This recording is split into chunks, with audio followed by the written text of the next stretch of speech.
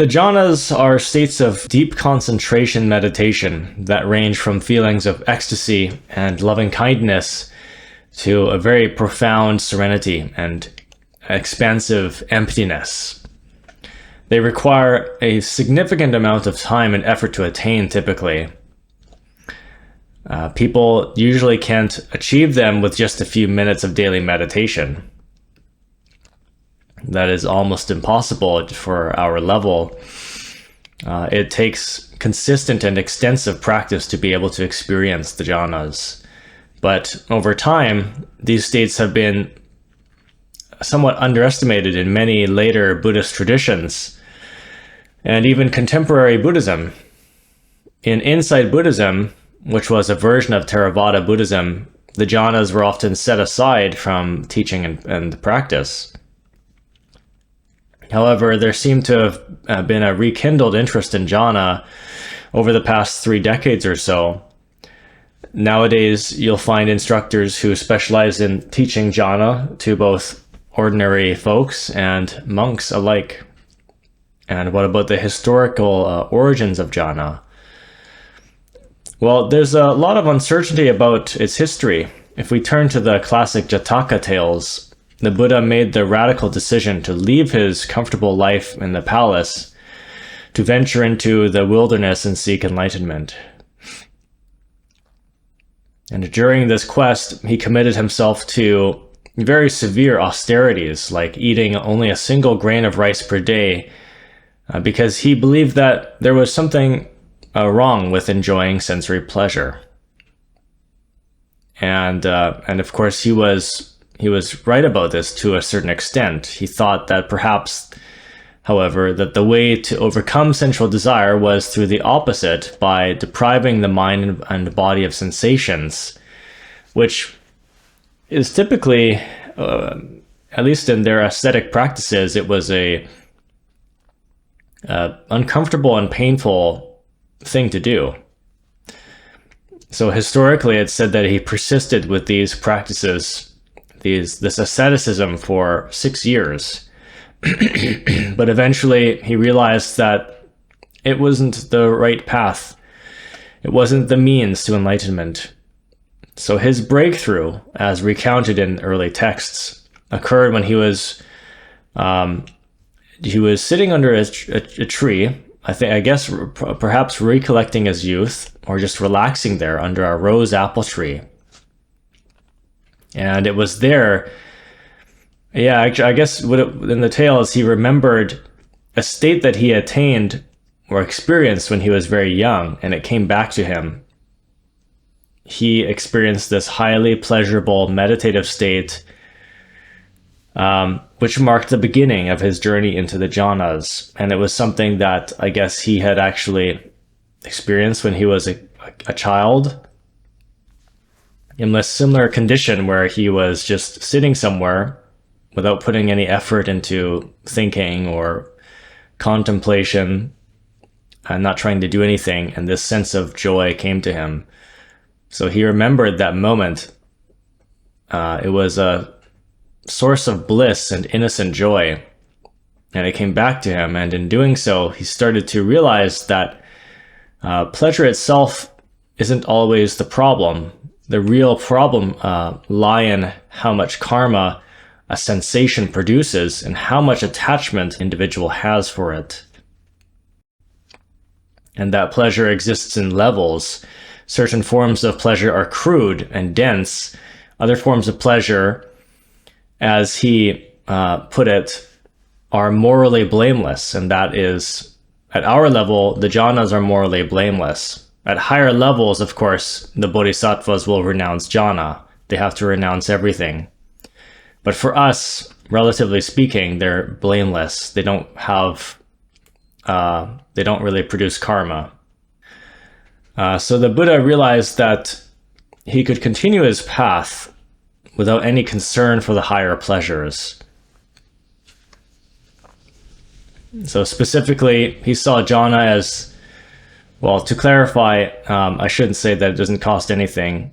It costs something to experience the jhanas, but it's not the same it doesn't come with all the consequences of crude animal pleasure. So he realized that these pleasures were morally blameless.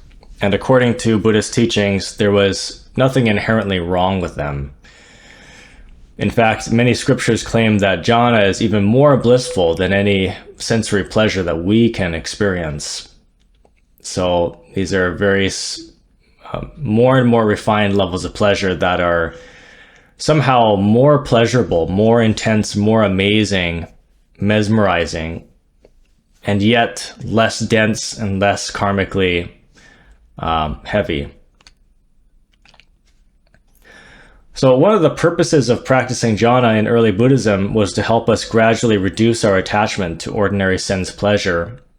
In essence, by discovering the subtle but yet profound pleasures of meditation that surpass anything that we can obtain through our senses, our physical senses, we can begin to renounce our constant craving for the cruder sensations. So eventually, students who are successful in jhana will be faced with the challenge of renouncing their attachment to the bliss of the jhanas themselves, but this is a much more subtle and advanced stage of development that is beyond the scope of this video. So the exact definition of jhana is a topic of debate. There are different perspectives about its nature, but in general, jhana is seen as the levels of deep meditative absorption through concentration meditation. It's generally defined as having 4 primary states of consciousness in which the mind becomes progressively more absorbed in concentration. In this process, we detach from the external world as our mental focus becomes intensely unified through this concentration and awareness. The jhanas, as well as samadhi, are not indicators, however, that one is enlightened, since serious practitioners of meditation can become skillful enough to regularly experience these levels of concentration without having the other qualities of enlightenment as defined by Theravada Buddhism. However, the 4th jhana, samadhi, is one of the few means to enlightenment. At the same time, how deep these absorptions need to be and whether or not the jhanas are mandatory for enlightenment is always an ongoing controversy in Buddhist communities. So now let's get into the descriptions of the jhanas themselves from scripture. Here's an example of one line. It says, when the mind had become immersed in samadhi, I guess in this context, samadhi actually means dhyana or jhana. We're not talking about the full stage yet. When the mind has become immersed in jhana like this, purified, bright, flawless, rid of corruptions, pliable, workable, steady, and imperturbable, it becomes something. And that's just a excerpt or a sample from Majjhima Nikaya 4.27. So let's get into the first jhana, withdrawal and rapture. The first jhana is characterized by a withdrawal from bodily sensations and an effervescent pleasure, referred to as piti in Pali. We often translate it as rapture or bliss, which comes from the radiance, self-awareness, and concentration. As with many meditations, physical sensations withdraw very substantially from perception, but suprasensible bodies, such as the etheric body or the astral body, can arise, I should say bodily sensations, as well as mental movement from habitual thoughts, images, and memories. And they call these thoughts or thinking, but it's not really thinking, it's this mechanical movement of the mind. It's like there's a breeze that's always going on in the mind, blowing the leaves. It's quite subconscious. So every jhana has a specific impediment known as a thorn, which makes accessing and sustaining that particular jhana a struggle. So the thorn for the first jhana is sound.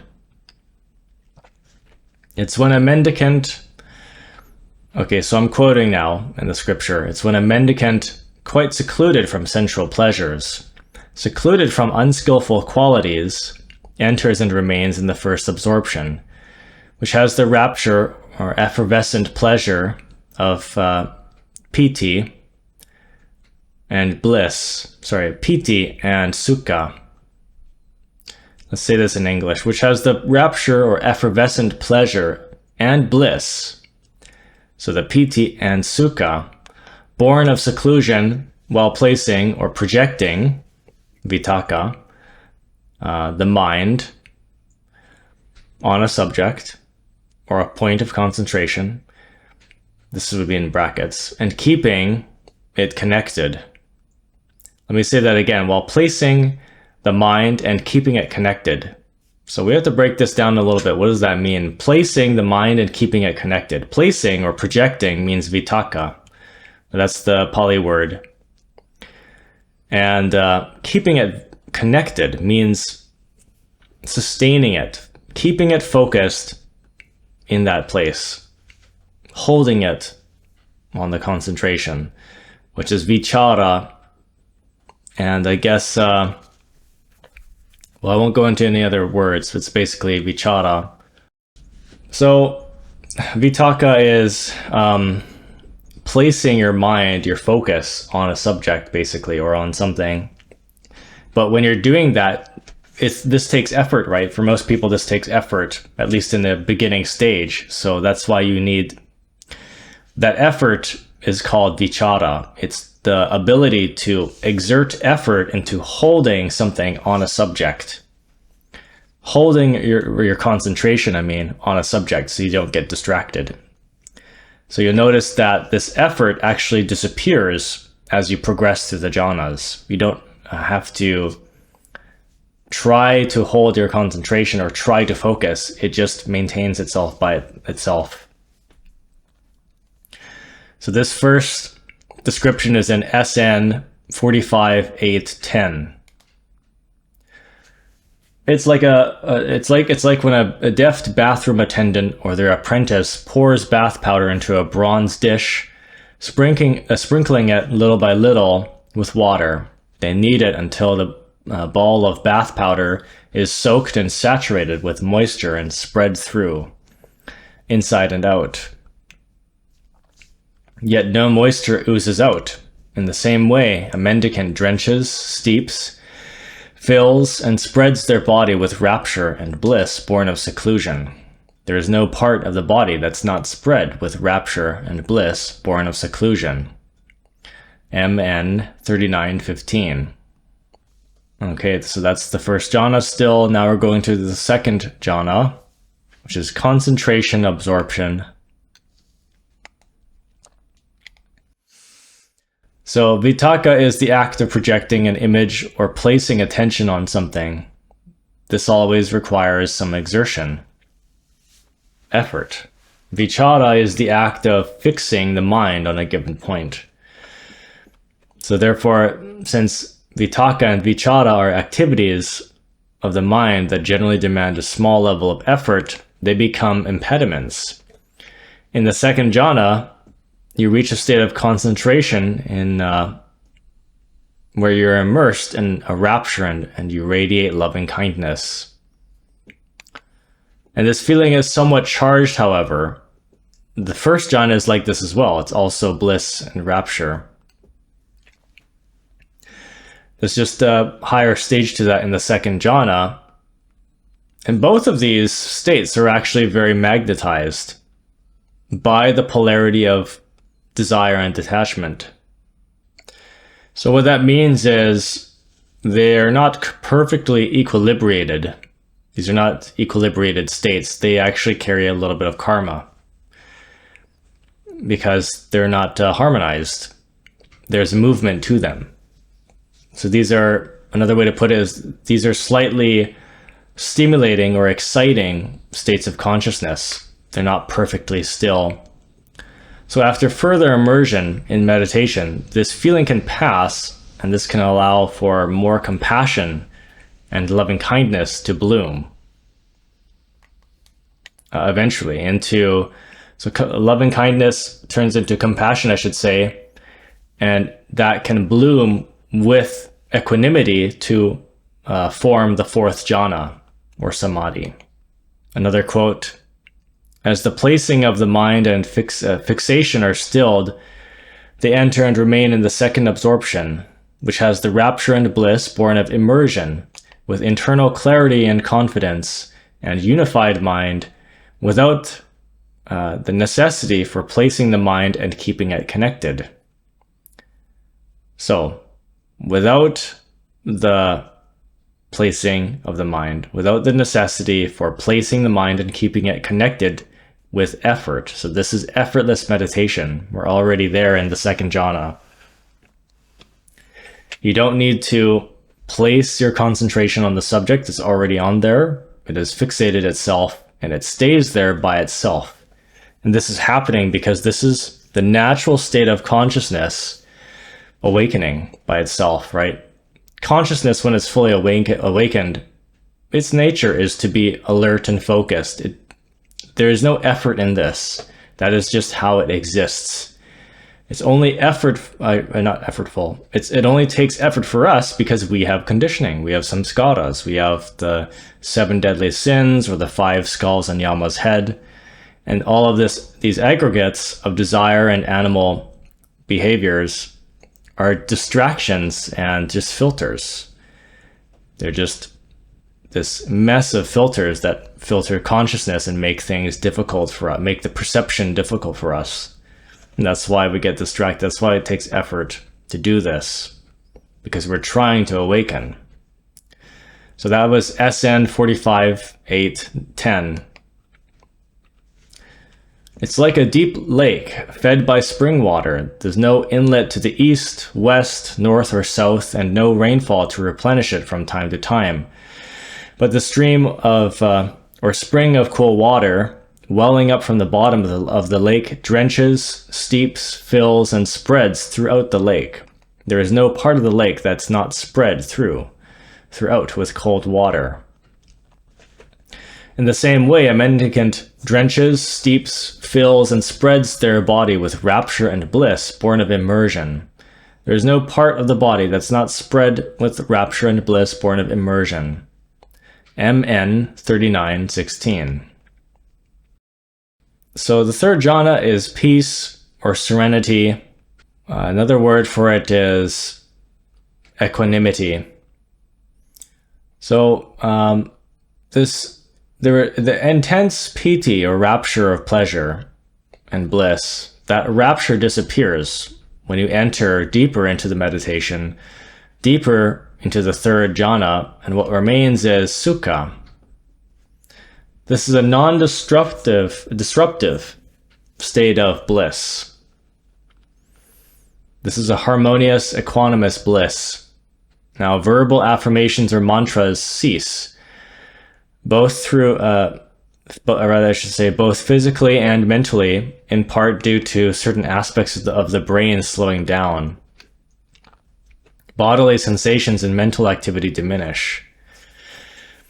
And most scholars believe that vichara, fixation, as well as all forms of thought or analysis and labeling, which at this point is not thinking, it's just any kind of mental movement or activity, are long gone upon reaching the third jhana. So the mind is no longer moving because it's equanimous. So even the subconscious activity isn't reaching this level. So the third jhana is a fine example of equanimity. It's not an example of pure equipoise, but it is the beginning of this harmony, because piti and rapture are now the thorn of this state because they disrupt and magnetize that state. So now the thorn of the third jhana is swinging to some polarity of attachment or rapture or fear, anything like that, that has karma and that has a very distinct taste or flavor to it, right? A strong urge or a strong excitement or strong fear is enough to pull you out of that balance of equanimity. So it says, with the fading away of rapture, they enter and remain in the third absorption, where they meditate with equanimity, mindful and aware, personally experiencing the bliss, in brackets with the body, of which the noble ones declare, equanimous and mindful. One meditates in bliss. SN 45 810. It's like a pool of blue water lilies, or pink or white lotuses. Some of them sprout and grow in the water without rising above it, and they thrive underwater. From the tip to the root they're drenched and steeped and filled and soaked with cool water. There's no part of them that is not soaked with cool water. So in the same way, a mendicant drenches, steeps, fills, and spreads their body with bliss that is free of rapture. There is no part of the body that is not spread with bliss. MN 39:17. Now the fourth jhana, which is perfect equanimity or samadhi, as taught in the Noble Eightfold Path. So, and the fourth jhana, bodily sensations and mental impressions cease. Bodily sensations may be felt only as, or rather, only at the head or not at all. The somewhat charged rapture of piti, of loving kindness, shifts to serenity and compassion. And it is the sense of perfect equanimity along with the feeling of endless expansion in an infinite space. At this point, at a high samadhi, breathing is the thorn of the fourth jhana here. In other words, there tends to be the loss of the perception of breathing. And I think in some cases, practitioners actually do stop breathing for some extended periods of time, because sometimes there have been cases of monks whose hearts stop during these deep meditations, and yet they're still alive. They just don't seem to need to breathe as much. And some of them were taken to the hospital and they were fine. They woke up from that and they were okay. So it's important to not disrupt the meditation with strong breaths. And it says in the suttas, giving up pleasure and pain, and ending former happiness and sadness, they enter and remain in the fourth absorption without pleasure or pain, with pure equanimity and mindfulness. SN 45 810. It's like someone sitting wrapped from head to foot with a white cloth. There's no part of the body that's not spread over with white cloth. In the same way, they sit spreading or basking their body through with pure, bright mind. There's no part of the body that's not spread with pure, bright mind. MN 39:18. So those are the four jhanas, but there are more states of consciousness that you can enter into, you can experience. There is something called the formless attainments. So I believe the four jhanas in samadhi, they actually belong to the form heavens.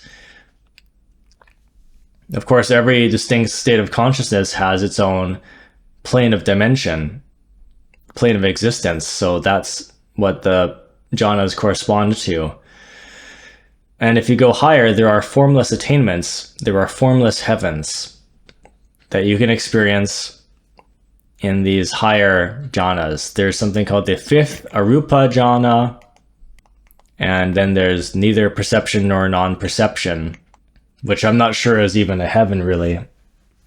But let's talk about the fifth arupa jhana. I guess it is a heaven, and when you're there, you don't even experience it. You're barely there. You know, billions of years could go by and you don't even know what's going on. It's like a blink of an eye for you, and then you wake up out of it as soon as a thought occurs.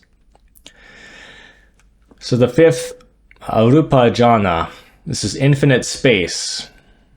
The sense of joy in the fifth arupa jhana is non-disruptive because it is non-vibratory. There is no polarity in this feeling because it is completely still and equilibrated. There is absolute perfect equanimity here, or perfected equanimity. And beyond this, there is the perception of infinite consciousness, in which you perceive meditative awareness itself. You can perceive meditative awareness itself. The expansiveness of infinite space begins to break down into individual awarenesses or fractions of conscious events that can arise and pass away. So notice this is getting extremely challenging and abstract for us.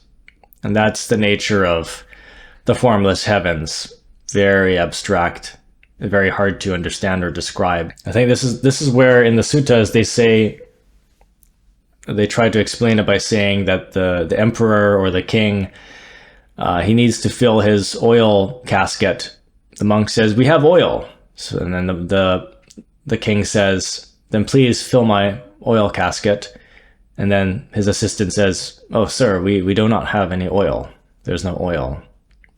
And the monk keeps saying, "We have this." And then the king says, "Okay, then fill this up or give this to me." And then the monk says, "No, we don't have it actually." And it's trying to, I guess, there are lots of talks about this, debates on this, but one idea is that they're trying to explain how something can technically exist, but it is so minute and so small or so impractical for us that it doesn't exist for us. It's not at the right level or scale, I guess, where we're at a certain level and to us something does not exist, but in actuality it does exist.